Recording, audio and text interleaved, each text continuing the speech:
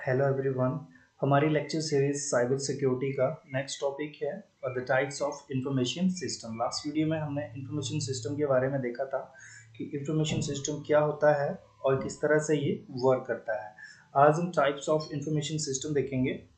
और तो सबसे पहले इसके टाइप की बात करें तो ये लो लेवल से हाई लेवल या high level to low level तक वर्क करता है। और ये जितना भी सिस्टम है ये बेसिकली एक पिरामिड की तरह वर्क करता है। ठीक है, इसमें आपको executive, senior manager, middle manager और वर्कर देखने को मिलते हैं।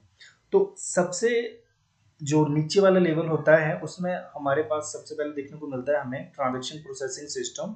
फिर secondly we have the management information system. Thirdly we have decision support system. और फिर आता है हमारे पास एग्जीक्यूटिव इंफॉर्मेशन सिस्टम। इस सारे सिस्टम को समझने के लिए मैं थोड़ा सा एग्जाम्पल आपको मतलब एग्जाम्पल से समझाने की कोशिश करता हूँ। सपोज आपको कॉलेज है। अब कॉलेज में अगर हम ट्रांजैक्शन प्रोसेसिंग सिस्टम या वर्कर की बात करें तो वो आपके प्रोफेसर हो सकते हैं, ठीक है, जो कि आपको पढ़ाते हैं। क्योंकि स्टूडेंट से रिलेटेड कोई भी इंफॉर्मेशन अगर मिडिल मैनेजर को चाहिए या ट्रांजैक्शन प्रोसेसिंग सिस्टम के ऊपर जो मैनेजमेंट इंफॉर्मेशन सिस्टम है उसको कोई भी इंफॉर्मेशन चाहिए तो वो वर्कर से ही मिलेगी, ठीक है, जो ग्राउंड लेवल पे एक्चुअल में वर्क करते हैं। ठीक है, फिर उससे रिलेटेड जो भी इंफॉर्मेशन आती है वहां पे ग्राफ, चार्ट या समरी रिपोर्ट्स वगैरह बनाई जाती है।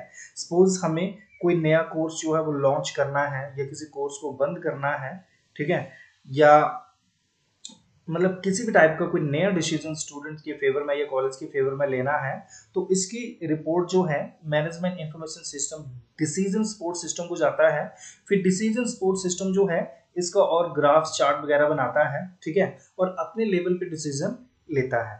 ठीक है, और जो प्रॉब्लम डिसीजन सपोर्ट सिस्टम या सीनियर मैनेजर से सॉल्व नहीं होती है वो अपर लेवल पे जाती है। अब देखिए यहाँ पे वर्कर में आपके होगी मतलब ग्राउंड लेवल पे जो भी इंफॉर्मेशन चाहिए या किस तरह का वर्क हो रहा है वो सारी इंफॉर्मेशन मिलेगी वर्कर आपके मतलब जो प्रोफेसर है वहां से।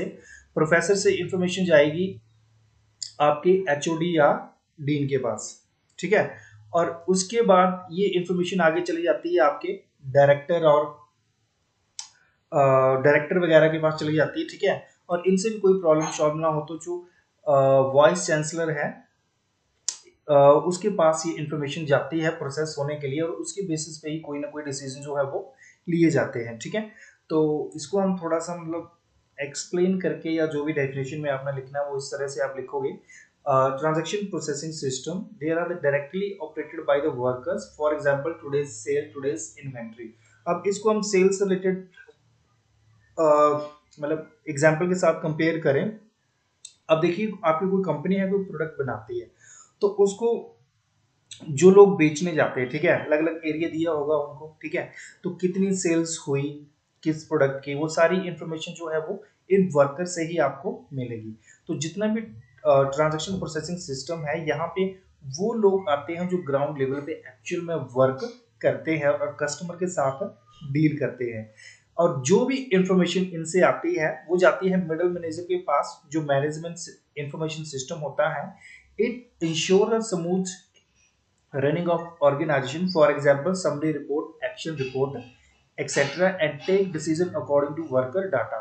अब जो भी डाटा इनके पास वर्कर से आता है यानी जो लोअर लेवल से जो भी डाटा आता है उसकी एक समरी रिपोर्ट और एक्शन रिपोर्ट ये बनाते हैं और उसके अकॉर्डिंग ही कोई ना कोई डिसीजन लेते हैं। यानी कोई प्रोडक्ट है अगर उसकी ज्यादा सेल हो रही है तो कितने अमाउंट में उस प्रोडक्ट को हमें बनाना है, ठीक है, या कैसे कैसे उस सेल्स को और बढ़ाना है। अगर कोई प्रोडक्ट अच्छा नहीं कर रहा है तो उसको बंद करना है या क्या करना है, ठीक है, तो ये सब डिसीजन जो है ये ले पाता है। फिर यहाँ से जो इंफॉर्मेशन जाती है वो पहुंच जाती है डिसीजन सपोर्ट सिस्टम के पास जो कि सीनियर मैनेजर होता है। It is knowledge based system used by the senior manager. This system is usually interactive and are used to solve problem, for example summary report, graph, charts, etc। यानी ये क्या करता है management information system middle manager से जो भी information आती है वो उसको फिर से एनालाइज करता है और उसके ग्राफ और चार्ट वगैरह बनाता है। फिर उससे जो भी इंफॉर्मेशन निकल के आती है उसके अकॉर्डिंग ही वो आगे डिसीजन लेता है।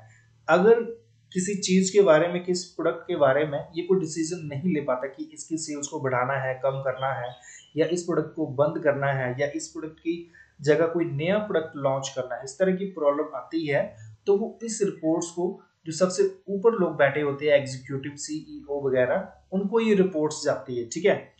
और ये क्या करते हैं, it is strategic level information system that are top of the pyramid and the information at executive level can from both internal and external sources.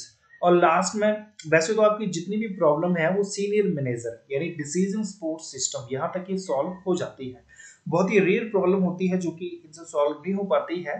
फिर ये क्या करते हैं, जितना भी डेटा आता है, यानी वर्कर से डाटा जाएगा मैनेजमेंट इंफॉर्मेशन सिस्टम, फिर वहां से डाटा जाएगा डिसीजन सपोर्ट सिस्टम, वो अपना कुछ चेंजेस वगैरह करते हैं, अपनी रिपोर्ट्स ग्राफ, मतलब एक्स्ट्रा दिमाग लगाते हैं अपना, ठीक है। और वो कहाँ तक सोच पाते हैं या क्या डिसीजन ले पाते हैं, या उनके डिसीजन से भी कोई प्रॉब्लम सॉल्व नहीं हो पा रही है, तब वो प्रॉब्लम जाती है एग्जीक्यूटिव इंफॉर्मेशन सिस्टम के पास, और वो एक्चुअल में डिसीजन लेते हैं कि एक्चुअल में आपको इस इंफॉर्मेशन पे क्या वर्क करना है जो कि नीचे से आ रही है, ठीक है। सो इसमें बेसिकली जैसे आप देख रहे हो यहाँ पे एरो दोनों जगह पे है, यानी ऊपर से कोई इंस्ट्रक्शंस आता है, गाइडलाइंस आती है, या इंस्ट्रक्शन या कुछ भी तरह से बोला जाता है, वो नीचे फॉलो की जाती है, ठीक है, नीचे की तरफ फॉलो की जाती है, और यहाँ से जो इन्फॉर्मेशन आती है वो ऊपर की तरफ जाती है, और उसके अकॉर्डिंग ही डिसीजन लिए जाते हैं, ठीक है। तो ये है आपका type of information system. Thank you very much for watching.